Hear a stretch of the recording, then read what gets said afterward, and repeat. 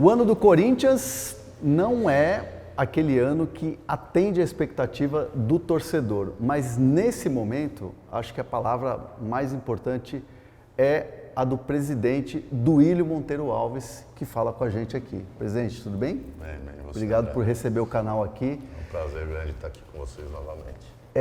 Presidente, como eu falei agora, assim, é um ano que tinha uma expectativa muito grande por Libertadores, Copa do Brasil, enfim, Brasileiro, competições que o Corinthians ainda está, mas o desempenho gera uma dúvida muito grande, enfim, tem protestos e tudo mais. Quando a gente vê a torcida do Corinthians falar do time, fala muito de gestão. Mas, ao mesmo tempo, quando a gente recebe os balanços do clube nos últimos meses e anos e trimestres e tudo mais, sempre a gente vê no azul. Mas por que se fala tanto que a gestão é ruim? Vamos lá, André. Acho que uma ótima pergunta até para a gente discutir, né, um pouco sobre isso. Infelizmente no futebol, e eu achei que estaria mudando, mas infelizmente não. Há um tempo atrás, quando eu fui eleito, inclusive, né, na minha eleição em 2020, no fim de 2020, o pedido da torcida e a preocupação tanto dos veículos de imprensa, jornalistas, torcedores comuns, organizados, conselheiros, sócios, a necessidade ali e o pedido e o que o Corinthians precisava no momento era de uma gestão mesmo, pensar muito também na parte financeira, profissionalizar os departamentos do clube. Isso é o que é cobrado, né, dos clubes profissionais, dos clubes de futebol que não são empresas. Há muitos anos a gente acompanha isso, né, dirigentes que tenham responsabilidade financeira, que não gastem mais do que arrecada. Muito se falava que cuidem do clube como cuidam dos seus negócios. E quando você faz um negócio desse e o resultado não aparece no campo, nada presta, né? Infelizmente é assim. Hoje eu entendo assim que mais se analisa o resultado do que todo o processo, mas se esquecem também que uma bola que entra e uma bola que sai, o processo foi todo feito, né? Então você chega no fim do ano numa decisão de campeonato, a bola bate na trave e sai, a gestão é ruim. Se ela bater na mesma trave, aquele mesmo último minuto ela entra, a gestão é boa. Não tem sentido, não é assim. Então, eu acho que as análises são um pouco vazias, muita gente falando de gestão, de balanço, de planejamento, sem ter nenhum conhecimento mais profundo, sem analisar como é a situação do clube hoje, como ela era. Então, eu lamento, mas eu tenho que seguir fazendo o que é bom para o Corinthians, né? E eu não tenho dúvida que esse é o caminho e a gente espera também conquistar vitórias e títulos ainda esse ano para que a gente dê mais alegria ao nosso torcedor. E o Corinthians, assim, a gente fala muito de dívida quando fala de gestão e tudo mais, mas teve, assim, um avanço na questão da dívida, né? E isso acaba ficando em segundo plano? E isso te chateia também? Sem dúvida nenhuma. Como eu coloquei, né, o pedido e a necessidade do Corinthians, né, de 2021 a 2020, naquele período eleitoral, é esse, né? Essa é a nossa necessidade, é de organizar a casa. Lógico que sempre tentando ter um bom time dentro de uma responsabilidade financeira que possa competir, porque a gente sabe que a pressão de fora, quando não existe resultado, para você continuar fazendo um trabalho, dificulta, né? Mas melhorou demais, a gente conseguiu melhorar bastante, pagar muitas contas. Hoje o Corinthians é um clube muito bem organizado, hoje é um clube que tem governança, é um clube que tem compliance. Isso nunca se imaginou, nunca se esperava, né, dentro do Corinthians. Isso em apenas 2 anos e pouco a gente conseguiu virar bastante a chave, estabilizamos a dívida, ela parou de crescer, ela começou a cair. Muito se fala, diminuiu muito pouco a dívida. Não, se você considerar todos os juros dessa dívida, tudo que foi pago, tem aí que foi pago mais ou menos 250, 300, 350 milhões entre juros e parte da dívida, né? Então é muito dinheiro. O Corinthians, para você ter uma ideia, tinha um recorde de faturamento anual de 415, 430 milhões de reais. E hoje a gente chegou no segundo ano de gestão com 786. É praticamente o dobro, por isso conseguimos pagar todos esses valores que eu coloquei aqui. Agora, a situação ainda é difícil e a gente tem que continuar seguindo o nosso planejamento, aí sim um planejamento, porque muito se fala, você troca um técnico, não sabe fazer planejamento. Planejamento são 500 fatores, né? Você tem toda a parte financeira, você tem toda a parte que foi feita, inclusive, antes da gestão dos meus 3 primeiros anos. A gente está deixando também uma sequência de mais 3 anos para o próximo presidente, se ele quiser seguir por aí, ou pelo menos para ele ter referências. Acho que é nossa obrigação deixar isso planejado. Então não é assim um campeonato que você planeja, um treinador, você planeja toda uma gestão. E às vezes você tem esses problemas de perder um treinador, da situação ficar insustentável, como muitas vezes acontece no futebol brasileiro. Mas isso não significa que não existiu nada planejado. Você vai ter que corrigir a rota aí, no caso do treinador, e seguir com o seu planejamento. O Corinthians sempre teve uma marca, né? E é uma marca assim de não trocar de treinador. Teve treinadores longevos e campeões. E você fez parte dessa direção com o Tite, com o Mano. Treinadores saíam só porque eles iam para a seleção. Exato. Só que nos últimos anos, muita troca de treinador, muita aposta. Desde Silvinho e Lázaro novatos até os experientes que passaram por aqui. E hoje tem o Vanderlei Luxemburgo. Por que você acha que desandou ali, que de repente foi para esse lado? Eu acho que, primeiro, lógico, a pressão, o tamanho da pressão que é o Corinthians é diferente de tudo. Acrescentando a isso, hoje esses novos veículos de comunicação, blogs, veículos especializados e as redes sociais, né? A pressão hoje ela é muito maior em cima de um atleta, de um treinador, de um presidente. E muitas vezes, para mim, é o resultado. Se você tem resultados, você consegue manter o trabalho. É o que eu comecei falando, né? Tudo aqui é analisado de acordo com o resultado. Se você fizer tudo errado e ganhar um jogo, tá tudo bem. Se você for campeão, então, você pode arrebentar as finanças do clube. Não pode ser assim. E nesse caso também, né? Com a pressão, se você tem aí 4, 5, 6... No caso do Vanderlei, no início dele aqui, a gente já teve pressão, ele está aqui há 1 mês e meio, 2, não sei exatamente, mas já existiu até pedidos de demissão, já muitas coisas, porque o time começou numa fase não boa. Então, eu entendo que por isso, aí como você citou o Mano, o Tite, começaram o Tite, por exemplo, um mérito muito grande do Andrés, na época, que a pressão que foi aqui depois da eliminação do Tolima, eu fazia parte da diretoria, e o Andrés, sabiamente e com muita coragem, conseguiu segurar ali o Tite, mas logo depois, no jogo seguinte, ganhamos no Palmeiras. Então já começou a acalmar e depois ganhamos todos os títulos e o Tite foi para a seleção. Então a gente não tem dúvida que tempo de trabalho é essencial no futebol, né? Tem um exemplo hoje do Luiz Castro, sofreu o ano inteiro passado e hoje o time dele está fazendo, quer dizer, não mais dele, né? Mas o Botafogo está fazendo um excelente campeonato. Então, acho que por isso, infelizmente, não é o que a gente quer, não é a troca. Nossa cabeça é sempre de continuação de trabalho, de ter tempo de trabalho. O caso do Vitor Pereira, infelizmente, é uma decisão que não dependeu da gente. A ideia era ter ele nos 2 anos, justamente para que a gente não ficasse com essas mudanças que atrapalham, né? Você tem adaptação, forma de jogar, então quanto menos mexer, melhor. A gente viu no meio da semana um protesto silencioso, né, de uma torcida que apoia sempre os 90 minutos. E foram protestos direcionados à gestão, à diretoria e tudo mais. Como é que bateu aquilo em você? Eu acho que, sim, primeiro, falando do protesto em si, eu acho que é o caminho certo, quando eles não estão satisfeitos. Foi um protesto pacífico, feito no estádio, não em redes sociais com ameaças de morte, ou na porta do centro de treinamento, ou na porta de hotel, como a gente viu há pouco. Então, eu acho que esse não tenho o que falar em relação a isso.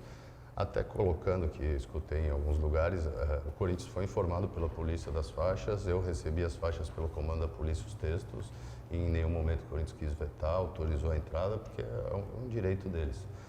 Fiquei muito chateado, acho que passaram do ponto com as palavras que colocaram a mim, em termos de corrupto, criminoso, canalha, então esse tipo de coisa eu acho que não é por aí. Sempre tratei eles com respeito, sempre atendi, e acho que isso eles erraram, mas é um direito deles e a gente tem aqui que fazer tudo para... E também não quero generalizar, né? A gente tem aí, são várias torcidas organizadas, nós temos todos os nossos 35 milhões de torcedores também, mas eu acho que não foi legal, não gostei, mas é um direito deles de protestar e eu acho que com paz E o silêncio também, para mim,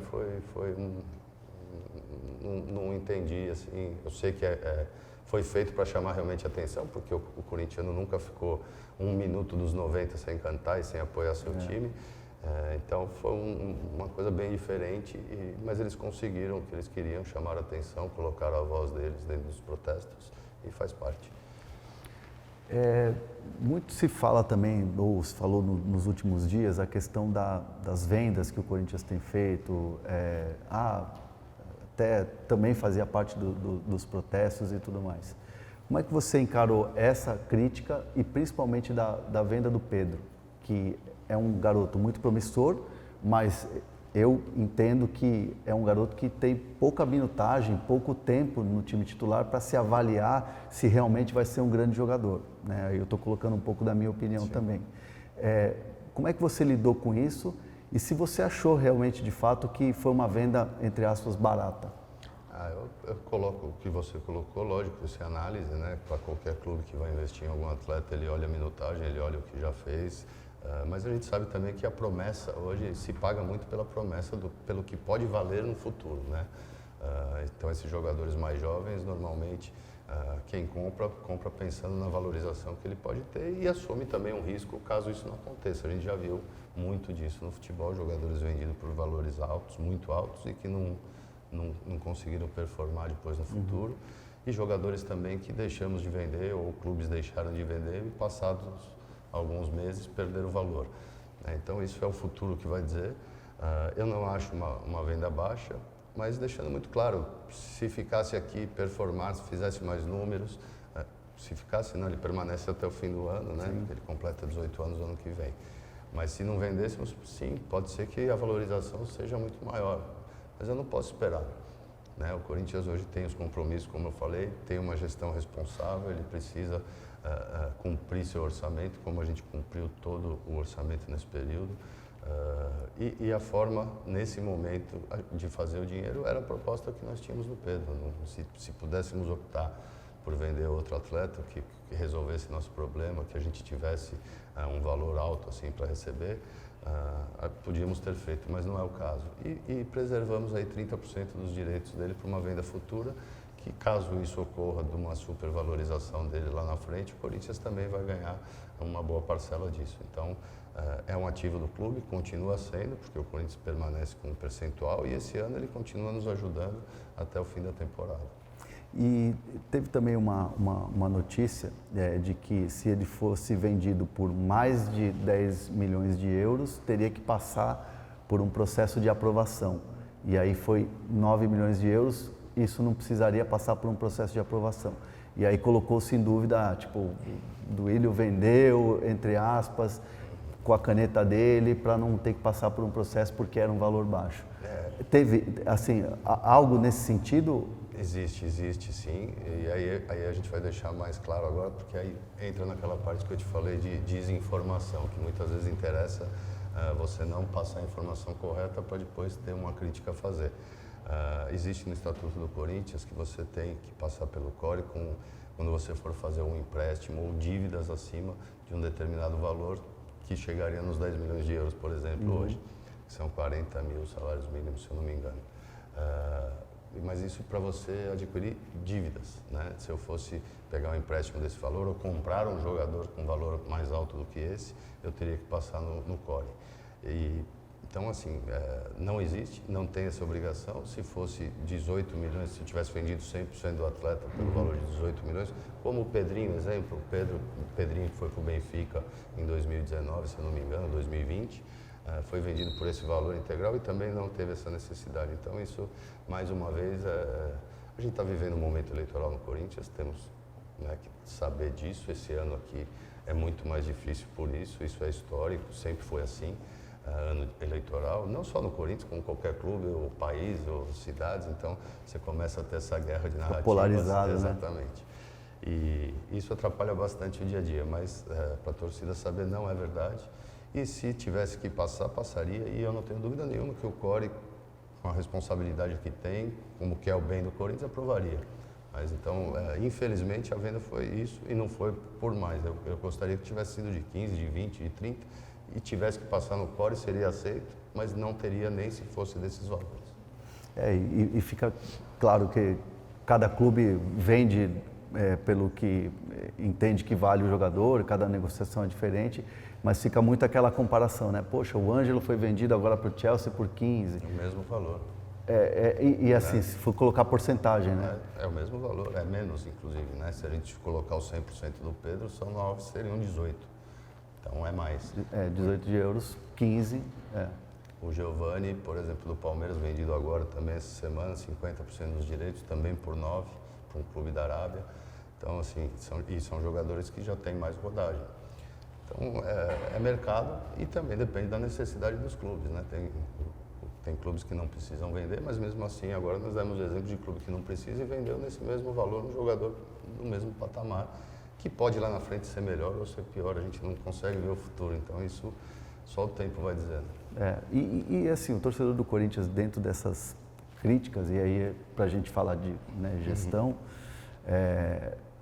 fala-se muito assim, o Corinthians vende os jovens para contratar jogador mais experiente, acima dos 30. E aí fica, o Corinthians é um time envelhecido, o Robert Renan, que figura hoje na seleção principal, é um exemplo que jogou muito pouco aqui. O Corinthians tem é o problema financeiro que faz o Corinthians vender os jovens e aí muitas vezes apostar em jogadores mais experientes. Isso é algo que passa pela tua cabeça? É algo que você discute, por exemplo, com a direção?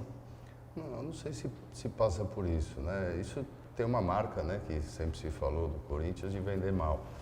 E não é o que aconteceu nesses últimos anos. Não, o Corinthians fez boas vendas, vendeu jogadores por valores altos. Em relação ao Robert Renan, de seleção, e o Yuri Alberto também é um jogador de seleção e é um centroavante. Então, se você vê a avaliação de mercado hoje, ele vale mais do que o dobro do Robert. Eu não quero aqui analisar um ou outro, posições diferentes. Eu estou dando uma forma geral de que a gente acabou perdendo um zagueiro, mas trouxemos um centroavante, idades parecidas, os dois com potencial de seleção, de jogar a Olimpíada ainda com idade para isso, para jogar a Copa do Mundo. E a necessidade nossa era ter um centroavante e tínhamos outras opções de zagueiro que estamos vendo aí, Murilo, Caetano, Canhotos também, tinha o Raul Gustavo aqui na época.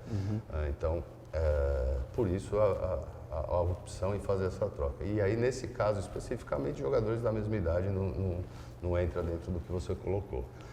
Em relação aos jogadores jovens, eles são ativos do clube, eles que os clubes querem comprar, né? Ninguém compra jogadores já em fim de carreira.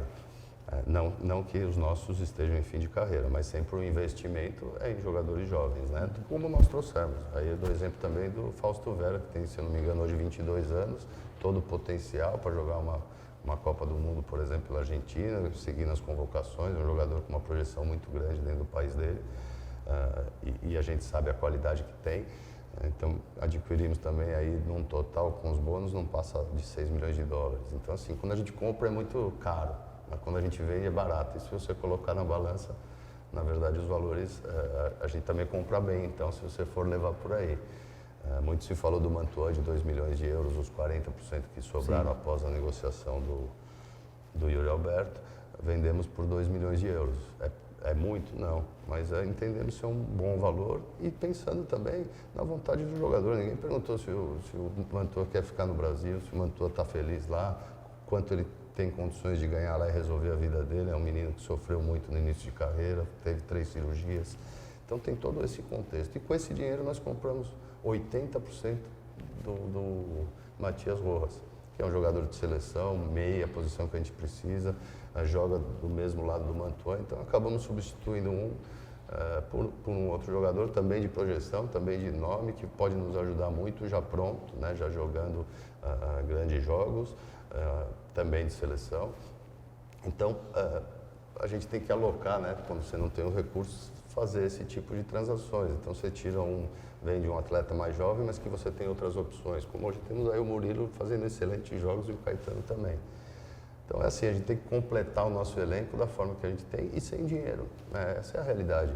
Quando a gente trouxe todos esses atletas, quando se fala que a gente vende jovens para comprar mais velhos, também não é real. Nós não compramos nenhum dos atletas que chegaram, os que são mais experientes, vamos dizer assim. Todos vieram já livres. Você gasta, lógico, um pouco mais com uma luva, com um salário um pouco melhor, mas são jogadores que vêm livre, né? A gente conseguiu montar um grande time, na minha opinião. Fizemos 2 bons primeiros anos no mandato. Chegamos em quarto no primeiro ano do Brasileiro, o segundo em quinto, sendo finalista da Copa do Brasil. Esse ano estamos nas quartas da Copa do Brasil. Fizemos uma campanha péssima na Libertadores, isso ninguém aqui está satisfeito.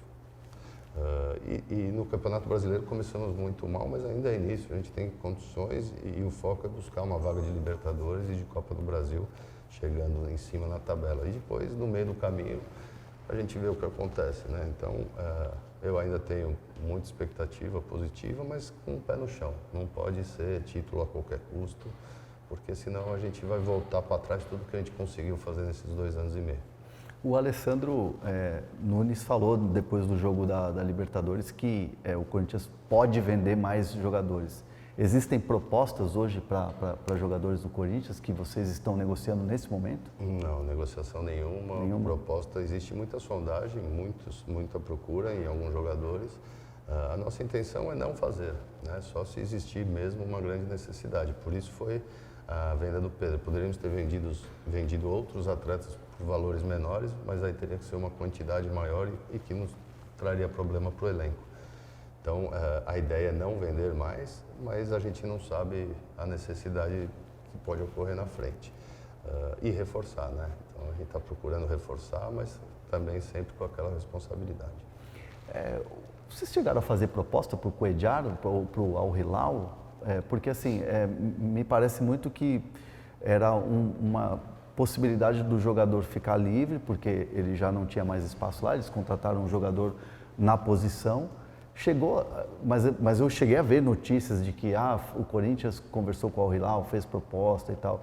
Como é que foi essa busca pelo Cuéllar? Ótimo. É bom para a gente falar um pouco, porque muitas vezes, né, isso tudo é criado fora e acaba sobrando aqui para a gente. Porque se não contrata, se não contrata o dirigente que é ruim. Exatamente. Né? E muitas vezes se coloca com uma negociação já mais avançada. E não existiu. Existiu sim uma consulta ao Hilal, se eles ficariam com o jogador, se eles liberariam, se venderiam, como seria, se emprestariam. E a gente sabia dessa reformulação que está sendo feita lá e não tinha a certeza se ele ficaria ou não. Então tentamos por ser um jogador que é uma posição e a característica que pode nos ajudar. Ponto, nada além disso. Em relação à venda do Pedro, por exemplo, falando dessas fake news, vamos dizer assim, muitas vezes, foi colocado por diversos veículos aí, diversos não, um ou outro que tem interesse em fazer um pouquinho mais de barulho, de que a gente tinha uma proposta de 13 milhões de euros por metade, depois que mais era parcelado e eu acabei aceitando 9 por ser à vista. Cara, cada absurdo que a gente ouve, e aí sim, aí o torcedor que acredita nisso tem razão sim de nos xingar, de criticar, de fazer tudo o que eles têm feito. Né? Porque não existe isso, é uma mentira, nunca existiu. Então, outras coisas são contratações. O Corinthians está atrás do jogador tal. Aí já vem uma enxurrada de críticas de quem não gosta do jogador. Sim. Aí o Corinthians não contrata, aí vem uma enxurrada de críticas de quem gosta do jogador. O Corinthians nunca falou esse nome, nunca procurou esse jogador. Então tem muito de empresários também, com algumas pessoas colocando nomes de jogadores, a gente vê o tempo todo para que ele entre no mercado nome, para que se fale, você tem experiência nisso, muitos anos. Então, isso atrapalha demais. Então, a gente pede para que a torcida acredite e assista pessoas como você, programas sérios, tem muitos programas sérios, mas também tem muita coisa que está louco. É só desinformação, é só ódio, é só fake news, isso atrapalha demais e o torcedor fica desinformado, né, que é o pior. E nessa busca de reforços e tudo mais, é um volante e mais um jogador de velocidade? Qual que é assim, o planejamento nessa janela que vai abrir agora? A gente tinha essa necessidade de um meia, que já há algum tempo, né, a gente vem buscando alguém que possa ajudar ele na criação, que é o Matias Rojas, né? E a gente olha algumas outras, eu não queria falar em posição específica, porque o mercado hoje está difícil fica agitado, e criar expectativa também no torcedor, mas a gente está buscando sim mais umas 2 peças, uma, duas, três, depende do que a gente vai conseguir no mercado também por essa questão financeira. Então, às vezes eu falo, vou trazer 3, trago um, eu sou incompetente, então não tem uma coisa certa. Mas que o torcedor saiba, a gente sabe das necessidades, sabe o que a gente precisa reforçar e a gente está correndo atrás. E a boa notícia também é essa molecada toda que vem fazendo grandes jogos, né? Além, a gente falou aqui do Pedro, mas a gente não pode deixar de falar do Wesley, que vem crescendo muito, o Adson, que já está firme no time, o Felipe Augusto agora, que fez o seu gol, o Biro, que já praticamente tem feito jogos de titular e nesse último jogo ficou com a equipe aqui treinando, nem foi para o banco no jogo da Sul-Americana, já integrado, o Juan Oliveira, que é uma surpresa enorme para quem não via ele aqui treinar, que coitado, 3 anos, 3 cirurgias, mas a gente acompanhava a recuperação e via o potencial, infelizmente ele voltava com outra lesão. Então a gente vê coisas muito boas, né? O Bidu aí crescendo. Então o Corinthians tem bons jogadores, tem bons jovens para também suprir as necessidades que a gente já identificou. E se a gente puder trazer mais qualidade, a gente vai trazer também. O Everton Ribeiro é um jogador que vocês estão acompanhando? Não, não é verdade isso. Nunca procuramos, nunca conversamos. Não é o nosso foco. Tá aí, trouxemos o Matias para fazer essa função de meia e temos o Biro que está indo muito bem. Então a gente também, o que eu acho que tem funcionado bem o ano passado com o Vitor Pereira, esse ano agora também com o Vanderlei, é a oportunidade para os jovens, né? Muito se fala da base do Corinthians, mas olha aí, tem muito para melhorar na base, não tenha dúvida nenhuma, como em todas as áreas do clube. Mas revela bastante também, né? A gente tem quantos jogadores jovens nós falamos aqui, né? Então, o Corinthians tem essa força, os meninos estão bem, deu para ver uma amostra um pouquinho no último jogo da Sul-Americana. E não falei também do Giovani, que voltou da seleção. Nós temos grandes jogadores aqui para o ataque, para meio de campo, zagueiros também, canhotos, muitos. Então essa é a nossa busca de equilibrar o elenco, mas sem loucura, e dá para fazer. E aí você vê a quantidade de jogadores já da base que já se projetaram, já foram para as seleções de base todas, e que acabam tendo um rendimento para o clube no futuro, que foi o caso do Pedro, mesmo que se ache pouco hoje no momento. Falando de jogadores que estão aqui e que são muito cobrados e claro que são jogadores importantes, é o caso do Yuri Alberto. Ficou muito focado aquela questão dele ter feito o gol na Vila Belmiro e ter pagado a promessa, ter passado de joelhos. É um jogador que, enfim, não está à altura do Corinthians, é um jogador que, poxa, fez um gol e já está pagando promessa, tem que pagar promessa quando é título ou quando é coisa importante. O Yuri, de fato, ele está sentindo essa pressão de estar jogando no Corinthians e estar vivendo esse momento assim, de Corinthians mesmo, de resultado que não vem. Ele está sentindo a pressão do que é o Corinthians? Eu acho que não só o Yuri, eu acho que todo mundo, é o que eu falei, esse mundo de hoje mudou bastante, né? A gente sempre viveu pressão, mas isso hoje é porque você está sempre conectado, então isso é o dia inteiro. Então mudou. Eu passei aqui lá atrás, hoje está muito mais difícil de trabalhar em relação à pressão, à cobrança, mas faz parte. Para estar aqui tem que ter coragem, tem que ser macho, e eles são. O Yuri é um jogador excepcional, mas também é um menino. O Yuri tem 21, 22 anos. Então vai oscilar ainda, né? É normal isso do atleta, de qualquer um. Mas é um excelente jogador, um centroavante. Hoje eu estava vendo alguns dados aí que a gente vai recebendo de valores de mercado, até por ser questões de janela. O Yuri é o jogador mais valorizado, com maior valor hoje do futebol brasileiro. Avaliado em mais de 35 milhões de euros. Então, assim, é uma promessa, um jogador que vai jogar a Olimpíada, não tenho dúvida, vai jogar a Copa do Mundo, vai dar muitas alegrias pra gente, como já deu, né? O ano passado ele fez um ano muito bom, chegou, já entrou, começou a jogar, não saiu mais, fez gols importantes, fez 3 gols num jogo que a gente precisava fazer 3 gols, então, e vem fazendo gols esse ano. Agora é momento, né? Momento, isso todo centroavante passa. Em relação a pagar promessa, é uma coisa dele, ele se cobra muito, isso eu converso muito com ele, ele se cobra demais e isso até atrapalha ele, então ele tem que aprender a lidar com esses momentos que o centroavante, qualquer um vai passar, né? Todos, do melhor que a gente viu até hoje ao pior, todos têm uma seca de gols, isso faz parte da carreira do atleta. E ele teve algumas consultas, né? Everton, pelo menos que está no noticiário e tudo mais. É um jogador que, se chegar uma proposta, vende, ou é um jogador que vocês querem contar, até pelo esforço que vocês fizeram para contratar? Não, é um jogador que a gente...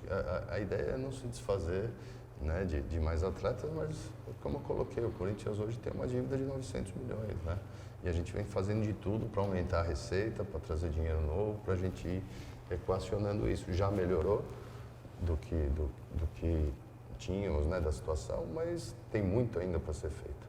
E queria só antes de fazer um parênteses, muitas vezes eu falo de gestões passadas, eu falo de contas que estamos pagando, são as contas do Corinthians. Não estou falando aqui de um presidente, todos que passaram assim como eu, acertam e erram. Então, muitas vezes, quando eu falo de passado, querem fazer intriga com os presidentes, são todos, trabalhei junto, só com o Roberto que não fiquei, mas com o Andrés no primeiro mandato, com o Mário Gobi no primeiro dele, com o Andrés no segundo mandato, eu faço parte desse grupo, fiz esse período, então não é crítica a ninguém. O Corinthians construiu muita condição para que hoje a parte financeira melhorasse. Então, o Corinthians, com eles que todos hoje criticam e muitas vezes colocam que eu estou criticando, não. Eu herdei o que o Corinthians fez nesse período, não uma pessoa ou outra. Mas eu também herdei um clube que tem hoje 2 títulos mundiais, que tem uma Libertadores, que tem uma arena, né, o Química Arena maravilhosa, que ajuda demais a trazer novas receitas, que tem um CT como esse que estamos aqui hoje. O Corinthians, com 100 anos, não tinha um centro de treinamento, não tinha a sua casa, não tinha um centro de treinamento aqui ao lado da base. Então, cada um tem a sua importância, cada um construiu um pedaço. E, para mim, agora, na minha vez, o que o Corinthians precisa, e há 2 anos e pouco e continua precisando, é uma parte de gestão, de organização, de tornar o clube o mais próximo possível de uma empresa muito bem administrada, e é isso que está sendo feito, e já é assim hoje o Corinthians, né? Com assessoria de uma Falcone, com assessoria de uma KPMG. A gente fala isso sempre, pouca gente acha que é só para fazer marketing. Não, o Corinthians hoje, todos os departamentos são organizados e essas empresas estão lá dentro e nos ajudaram esses 2 anos e meio a organizar, são pessoas especialistas nisso, né? Como a gente tem um treinador de futebol que é especialista em futebol, então a gente colocou profissionais nas áreas, no marketing, novos negócios, profissionais de alto nível de mercado e que estão trazendo esse resultado, como eu coloquei, desse aumento grande de receita. Voltei lá na venda do Yuri Alberto, a ideia é não vender ninguém, né? Principalmente os titulares, por isso que a opção agora foi a venda de uma parte dos direitos do Pedro. A gente tinha propostas em outros jogadores que entendemos que se a gente vende agora, primeiro ele sai agora, o Pedro não sai. Então ainda nos ajuda. E qualquer um dos outros que seriam titulares, a gente dificilmente ia conseguir repor, como o caso do Yuri Alberto. Onde tem centroavante no mundo hoje, com qualidade e a idade dele, né? O Corinthians hoje tem um ativo que é uma carência no mundo todo. Duílio, você trabalha com essa questão que te assombra, essa questão de o Corinthians vai brigar para não cair, o Corinthians vai cair de novo, o caminho que está esse ano não passa. Isso te assombra de alguma maneira? Assim, não perco meu sono hoje, mas eu não quero perder ele lá na frente. Então, por isso que a gente está muito atento a isso. A gente sabe o tamanho do Corinthians, o Corinthians já passou por isso. A gente já viu isso no Corinthians em clubes grandes também, que quando você chega na reta final de um campeonato, numa situação difícil, pelo tamanho do clube, da pressão, é difícil sair dali. As coisas acabam não acontecendo e você fica ali patinando, então a gente está atento para que a gente já, por isso, né, até a prioridade aí no último jogo do time não jogar, para ficar para jogar no domingo contra o Red Bull, um jogo importante do Brasileiro, com uma sequência já de Copa do Brasil e Atlético Mineiro depois no fim de semana brasileiro também. Então a gente não assombra hoje, mas a gente está trabalhando muito para que isso não tire o sono lá na frente, para que a gente já saia agora nessa fase do campeonato lá para a parte de cima, que é onde o Corinthians tem que estar, e aí na sequência buscar aí alguma coisa maior. Você veio de uma família que é de corintianos, né? Assim, teu pai corintiano, trabalhou no Corinthians, foi dirigente. E nos últimos meses a gente ouviu muito o time da democracia corintiana feriu a democracia. O time que sempre falou da questão que defendeu todas essas questões de racismo, de feminismo e tudo mais, ele ficou em dúvida, né? E eu queria te ouvir sobre isso. Eu vi algumas entrevistas tuas falando sobre isso, mas eu queria te ouvir a fundo sobre uma marca de um clube, que é um clube gigante e que sempre se orgulhou muito dessa questão da democracia e que foi colocada em dúvida pelos próprios torcedores. Como é que foi isso? Primeiro, eu não entendo assim de ter sido colocado em dúvida pelos torcedores. Eu acho que mais por um ou dois oportunistas aí que vivem de ter participado muito pouco dessa época até hoje e vivem falando mal do Corinthians. Não vou nem citar nome porque não merece. O Corinthians continua sendo, né? É o time da democracia, o time das minorias, o time do respeito às minas. E entrando nesse tema, muitos falam, o respeito às minas é só discurso, é só campanha de marketing. No meu mandato eu não fiz nenhuma campanha de marketing usando esse mote, nem usando as meninas, e sim fizemos realmente o respeito que elas merecem, que é investimento, que é condições de trabalho, que é um centro de treinamento maravilhoso, que é tornar o orçamento hoje do Corinthians feminino deve ser o maior do Brasil, se não for, está ali perto, mas é torná-lo também autossustentável, com patrocinadores. Nosso marketing não deixou de trabalhar em cima, está fazendo todos os patrocínios, elas têm hoje uma condição de trabalho, isso todos sabem, por isso também o rendimento, e ganham tudo, e elas merecem cada vez mais por tudo que elas fazem. Então criou-se também externamente que haveria um racha meu com elas, jamais.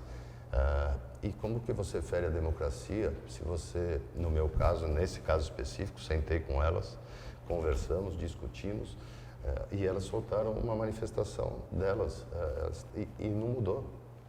Posso gostar, posso não gostar, isso é democracia. E elas continuam com mais estrutura agora ainda do que tinham, mais patrocínios que a gente continuou trabalhando. Então esse é o Corinthians que tem a liberdade de expressão, isso é democracia. Então, eu acho que muito se falou por oportunistas aí que querem aparecer e diminuir o que vem sendo feito no clube. Isso é o mais triste, ganhar dinheiro falando mal do clube que o projetou, né? Duro demais. Não teve, assim, nenhum racha, assim, porque teve a questão do Elias e tudo mais. Isso é um assunto que já colocou uma pedra? Já. Que foi, claro, o contexto todo aqui é pela contratação do Cuca. Sim. E a saída dele, né? Sim, já não existiu um racha, mas existiam opiniões diferentes, né? Essa é a democracia. Teve pessoas que se chatearam, atletas nossos, eu, em algum momento, acho que a forma, por exemplo, o dia ou o momento de fazer a manifestação pode ter sido errado, o time, porque era durante um jogo em que o Corinthians estava perdendo. Mas isso é o que eu falo, é a democracia. Foi o momento que elas quiseram fazer, naquela hora, fizeram. Tem as consequências disso, todos os atos que a gente faz na nossa vida existem consequências, mas consequências que eu falo externas. Elas também tiveram muitas críticas por parte da torcida, conviveram com isso. Isso nós conversamos muito antes delas soltarem a manifestação, que eu falei, isso vai gerar consequências, vocês estão prontos, é isso, fiquem à vontade. Até na hora de fazer a nota, elas, vamos discutir a nota, eu falei, não, estou indo embora, agora é com vocês, não me meto nisso. Então, faz parte, né? Divergências, pensamentos diferentes, pessoas ficaram, sim, ofendidas, torcedores ficaram, conselheiros ficaram e outros adoraram, faz parte, é a democracia. O Vanderlei Luxemburgo é um técnico experiente, é um cara que tem costas largas e, como você até citou aqui, ele foi colocado em dúvida quando teve um começo que não foi assim esperado, né? Com derrotas e tudo mais. É um cara que você está fechado assim nessa temporada? Você está ali com ele, é um cara que eu percebo na fala dele que ele está muito preocupado com a questão de melhorar o time e teve uma evolução no jogo do Atlético Paranaense pro último que foi nessa parada, né? Por mais que muita gente tenha colocado isso em dúvida, mas eu estava ali no campo, inclusive na transmissão do jogo. Do Santos, que foi pós-parada. Esse jogo ninguém fala. Teve a vitória, né? Teve a vitória do Santos e depois... Clássico, fora de casa, que o Corinthians não tinha ganho nenhum jogo fora de casa. Não ganhava clássicos, estava difícil ano passado, foi o combo, né? Foi um combo, né? Um combo não se falou absolutamente nada. Então, isso que eu falo, né? Muitas vezes não interessa a notícia ruim, a tragédia vem demais. Mas tem coisas boas também, né? Então, isso é até outra coisa que acho que, pela sua experiência, é legal a gente colocar. Eu tenho me preocupado muito com essa parte Hoje é difícil as pessoas terem coragem de falar o que elas pensam e muitas vezes de noticiar o que é a realidade. Isso eu não vou citar nome, não quero generalizar, mas eu sei que muitos não conseguem colocar matérias que são positivas ao Corinthians num momento, por exemplo, desse de derrotas.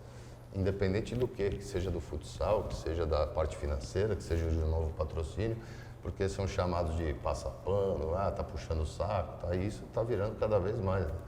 Então, se o cara não tiver mesmo compromisso mesmo com a profissão, for um bom jornalista, por exemplo, ele deixa de fazer. E aí você vai colecionando só notícias ruins, né? Porque são as que a rede social gosta. É o que todo mundo vai dando engajamento. E isso aí, a notícia, o que é bom, deixa de ser dito. Então, vira um mar de tragédias. Em relação ao Vanderlei... E você vê a evolução, está fechado com ele? Sim, então eu vou falar aqui que estou fechado, lógico que eu estou. Mas também vamos falar que quando o dirigente fala isso não vale nada, né? Isso é normal. Mas quando está prestigiado... É isso, aí falou que vai ficar, já era. Nós estamos satisfeitos, a gente está vendo essa evolução que você colocou. O Vanderlei tem uma experiência muito grande, tem também essa parte dos jovens que me agrada demais, da gente estar colocando os meninos e ele faz isso muito bem, ele cuida deles, ele conversa, ele ensina, ele usa toda essa experiência dele a favor, né, dos meninos, do crescimento deles, e a experiência não é pouca. Já trabalhou com os maiores jogadores aí da história do futebol, muitos, né, no Real Madrid, por exemplo, os Galácticos. Então é um cara que tem experiência demais, ajuda. Agora, é o que eu coloquei, para mim ele não sai. E espero que a gente não tenha nem os pedidos para sair, que o time agora tenha uma boa sequência, para que a gente possa também ter um pouco de paz. Né? Teve pedido para sair ou não? De torcedores? Torcida sim, mas sim. Aquela turma que a gente sabe que faz um barulho interno. Sempre tem, esse ano é eleição, né? Eu estou bem longe e pretendo ficar assim desse período eleitoral, pelo menos agora no início, porque atrapalha demais. E a gente vê isso também na organizada, né? Que também tem eleição, então muitas vezes o interesse pessoal passa em cima do clube. Por isso que eu quero ficar longe, né? Se eu me envolvo, vão criticar o futebol, ou a gestão, ou não sei o quê, e não quem é o nosso candidato ou o que ele tem de propostas, né? Você sai de dentro de uma disputa política e prejudica toda a imagem do clube. Então, eu prefiro ficar e deixando claro, mais uma vez, não sou candidato, vou embora dia 31 de dezembro, cuidar da minha vida e continuar torcendo e ajudando o Corinthians no que eu quiser. Então, quem gosta e quer o bem do clube, façam suas campanhas, mas deixe o Corinthians trabalhar. O que for crítica real, erros, tem muitos, a gente erra bastante, mas acerta também. Então, quando tiver erros, as críticas, elas fazem parte, mas não precisamos aumentá-las ou inventá-las, né? Que isso só atrapalha o Corinthians. Você falou, dia 31 vou embora e tal. O que você, quando olha para a tua gestão, olha e fala assim, isso aqui é um legado legal, isso aqui eu deixei. O que vem assim? Eu acho que, sem dúvida nenhuma, toda essa parte administrativa, de gestão, né, de governança, de compliance.